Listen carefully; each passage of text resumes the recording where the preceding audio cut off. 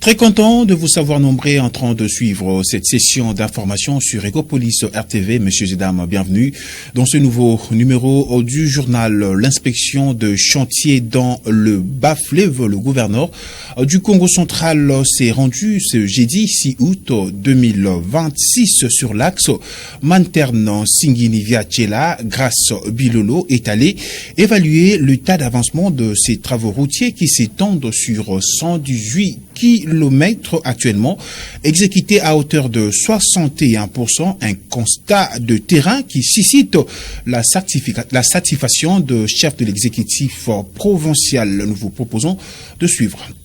Aujourd'hui, c'est vraiment une journée de travail. J'ai décidé d'être sur le terrain et nous avons eu l'honneur de parcourir sur la RN12. Je suis très impressionné par la qualité d'abord du travail que la CGT est en train de faire avec ses partenaires.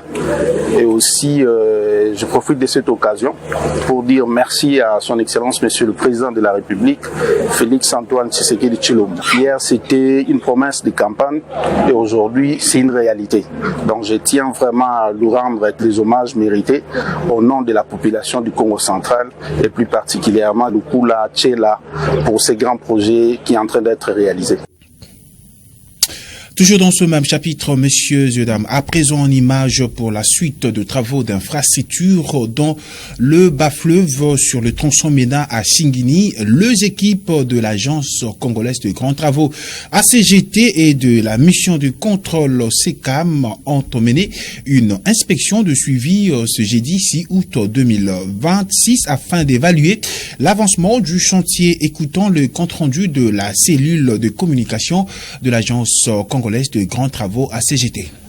Une mission d'inspection technique s'est déroulée sur le chantier de la route nationale numéro 12, axe Manterne-Tchela-Singini, dans le Congo central. La visite a été effectuée par une équipe de l'agence congolaise de grands travaux, accompagnée de la mission de contrôle CKM, dans le cadre du suivi de l'exécution des travaux routiers et des ouvrages. L'évolution a porté principalement sur les travaux d'assainissement, dont le taux d'exécution global atteint désormais 61% selon les techniciens présents sur les sites. Les interventions concernent le drainage des eaux, l'aménagement des fossés. La chaussée, quant à elle, est revêtue en béton bituminé sur l'ensemble de linéaires concernés. Cette progression a été saluée par l'ingénieur Jean-Pierre Voulalo Chongo, chef de la mission mixte de surveillance ACGT, Office des routes, qui a souligné l'importance du respect des normes. Les travaux sont tellement à vive allure et nous sommes totalement satisfaits. Surtout la partie d'asphalte, donc la chaussée qui est déjà revêtue en béton bitumineux. Sur le 100%, nous sommes à 61% de réalisation à ce jour. Et d'ici le mois de décembre, nous aurons à atteindre une grande distance aux alentours de 80%. La mission s'est ensuite poursuivie dans les territoires de Tchela, où une évolution rapide de travaux relatifs à la construction de ponts a également été constatée. Les ouvrages concernés sont le pont Nyonzi au PK12 plus 036, le pont Pangui au PK13 plus 367, le pont Lubuzi au PK15 plus 444. Sur chacun de sites, les différentes phases des réalisations font objet d'un suivi rigoureux assuré par la mission des contrôles CKM. Nous sommes arrêtés. Nous sommes au PK12 plus 036 et vous constatez que les travaux de l'infrastructure du pont ont été déjà bouclés. Nous sommes maintenant au niveau des travaux de la superstructure. Le même constat au niveau du pont Pangui, situé au PK 13 plus 367. Sur l'ensemble de travaux d'infrastructure, nous sommes à 80%. Il nous reste 2 pieds à battre et puis couler pour finir les travaux d'infrastructure. Et nous venons d'entamer les travaux d'infrastructure au niveau du pont Lubuzi. Dans l'ensemble, les travaux évoluent bien. Rappelons que ces travaux sont exécutés par l'entreprise Crexit dans le cadre du programme sino-congolais. Une fois achevés, ces grands projets routiers contribuera à l'amélioration de la mobilité des personnes et de biens dans la province chère à Simo Kimbangu. Changeons de chapitre à présent. Monsieur Zedam, à la base militaire de Kitona Baki, 148 recrues de forces armées de la République démocratique du Congo déclarés inaptes lors de la phase de sélection médicale à l'hôpital général de Kitona. Ces jeunes candidats ont été écartés le jeudi 6 août 2026 du processus de recrutement de forces armées de la République démocratique du Congo. Au centre d'instruction de Kitona, 146 recrues ont été déclarées inaptes conformément aux critères d'éligibilité définis par la réglementation en vigueur. D'après le commandant du centre de santé militaire de référence du CI Kitona, les sous-lieutenants médecin Kindandi Luamba Jansi ayant supervisé les activités de contrôle médical à l'hôpital militaire de la première zone de défense, ces recrues souffrent de plusieurs pathologies incompatibles avec le service militaire. Effectivement, après le contrôle médical, nous avons répertorié 146 cas d'inaptes, dont 12 cas de VIH, 4 cas de grossesse, 99 cas d'hépatite virale B et C, 3 cas de cardiopathie, 19 cas d'hernie, 2 cas d'affection oculaire, 2 cas d'épilepsie, 2 cas de malformation, 1 cas de psychose et 1 cas de l'asthme bronchique.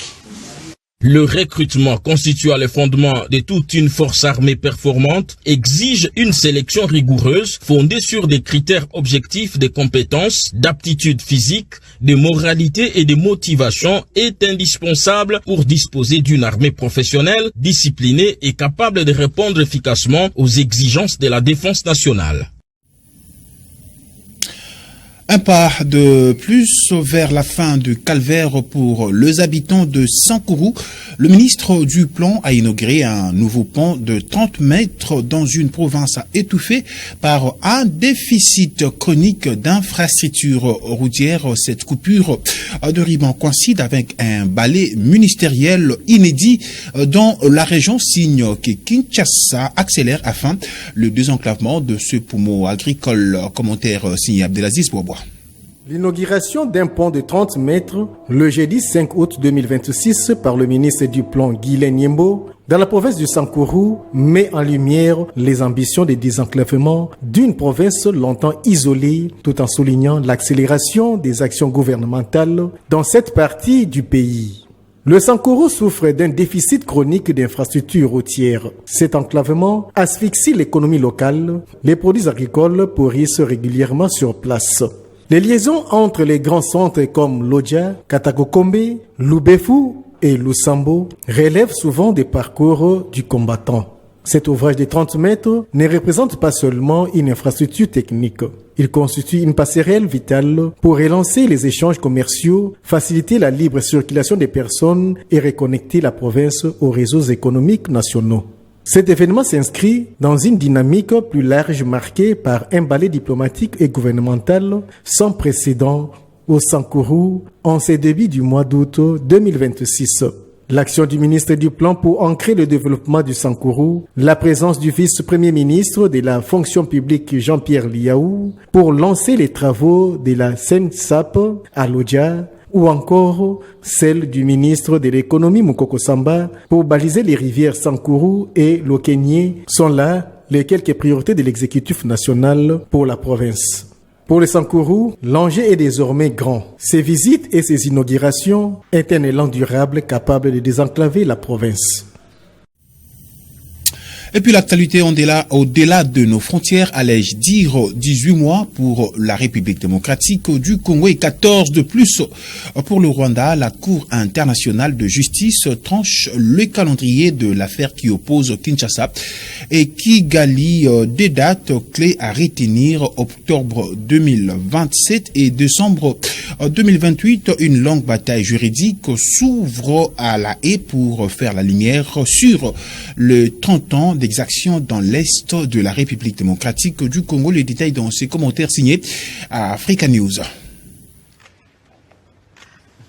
La RDC a jusqu'au 4 octobre 2027 pour déposer son mémoire dans l'affaire l'opposant au Rwanda devant la Cour internationale de justice, alors que la date limite pour le dépôt du contre-mémoire de Kigali a été fixée au 4 décembre 2028. Ces délais publiés cette semaine par le président de la plus haute juridiction des Nations Unies concernent la phase écrite. La RDC a saisi la Cour internationale de justice le 26 juin 2026, accusant le Rwanda de violation des droits de l'homme sur son territoire.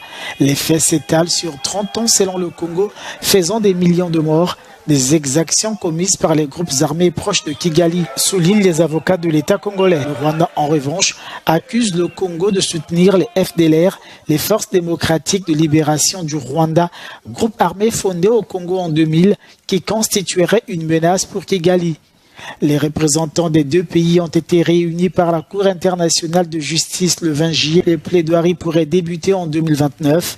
Le verdict pourrait être prononcé 6 mois plus tard. Excuses officielles, procès des responsables et réparations, c'est ce que pourrait demander la RDC.